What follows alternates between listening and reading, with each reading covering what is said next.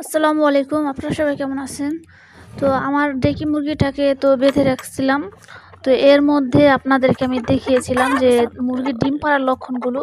তো আমার মুরগিটার ভিতরে সেই লক্ষণগুলো সবকিছুই পেয়েছিলাম। এরপর থেকে ২ দিন আমি বেঁধে রাখছি। একদিন ডিম পাড়ছে। তো আজকেও আমি বেঁধে রাখছি। কালকে ডিম পাড়ে নাই। তো দেখেন সাদা একটা ডিম দেখা যাচ্ছে। হাঁসে আবার নিয়ে বসে আছে। তো এই যে দেখেন, এটা হচ্ছে ২য় নাম্বার ডিম আমার কাছে। আর কোথায় পারছে কিনা সেটা জানি না, কিন্তু লক্ষণ দেখছি আরো আগের থেকেই। মানে দেশি মুরগি যে লক্ষণগুলো দেখলে বোঝা যায় ডিম পারতাছে বা পারবে। তো এখন আমরা ২টা ডিম পেলাম এই মুরগিটার থেকে। তো আফি আবার কানে দিয়ে দেখতেছিল যে মুরগিটার থেকে বাচ্চা হবে কিনা। ওই বলতেছে হ্যাঁ বাচ্চা ডাকতেছে, বোঝে না তো তার জন্য সব বলতেছিল। এরপরে হচ্ছে আমাদের হাঁসগুলোকে ছেড়ে দিয়েছি।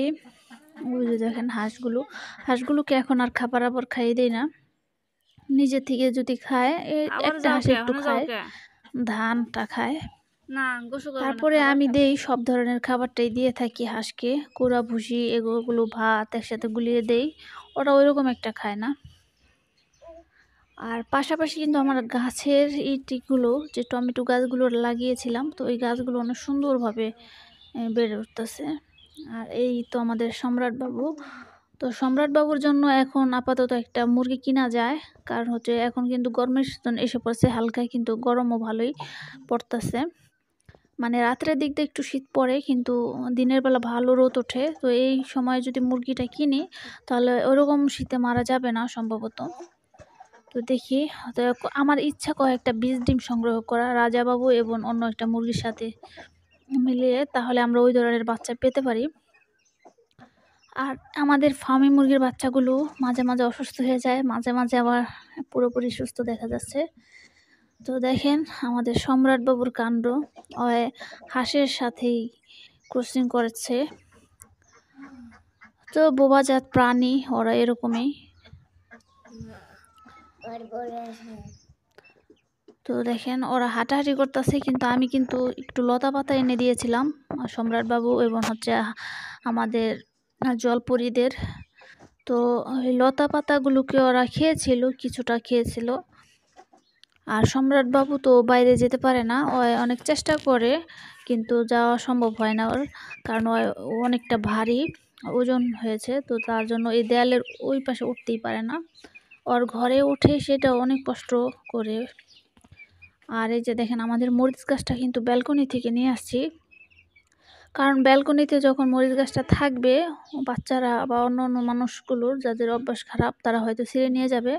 তো তার জন্যই আমি এখানে নিয়ে আসছি। তো এখানে আছে সেপারেটই আছে। আর আমি যে টমেটো গাছগুলো এনে লাগিয়েছি দেখেন দিন দিনই ওরা কিন্তু বৃদ্ধি পাচ্ছে, অনেক জোপালো হয়ে যাচ্ছে। আর একটা কিন্তু টমেটো হয়েছে।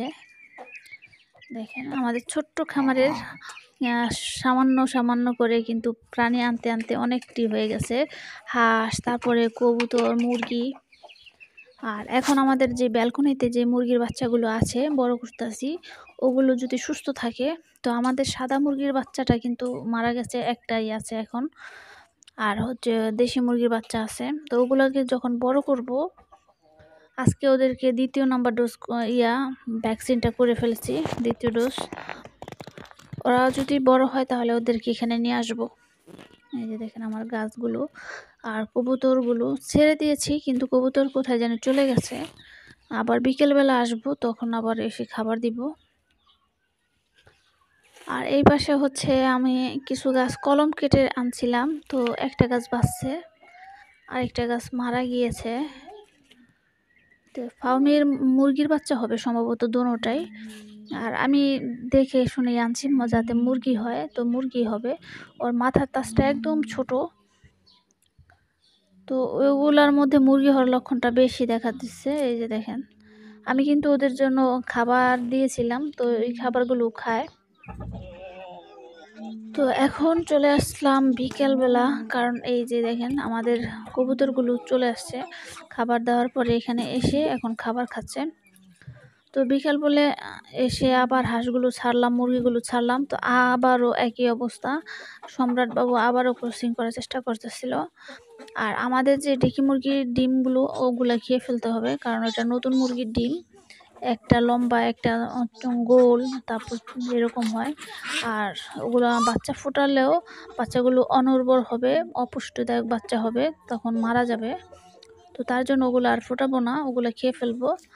আর সামনে যেই মুরগিগুলো এই যে 2টা আছে, ওরা যদি ডিম পারে তাহলে ওদেরটা আবার ফোটানোর চেষ্টায় থাকবো।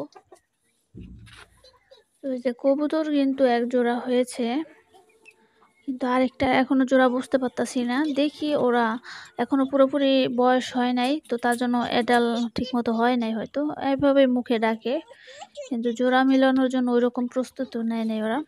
তো আজকের ভিডিও ছিল এই পর্যন্তই। আপনারা সবাই ভালো থাকবেন, সুস্থ থাকবেন। আসসালামু আলাইকুম।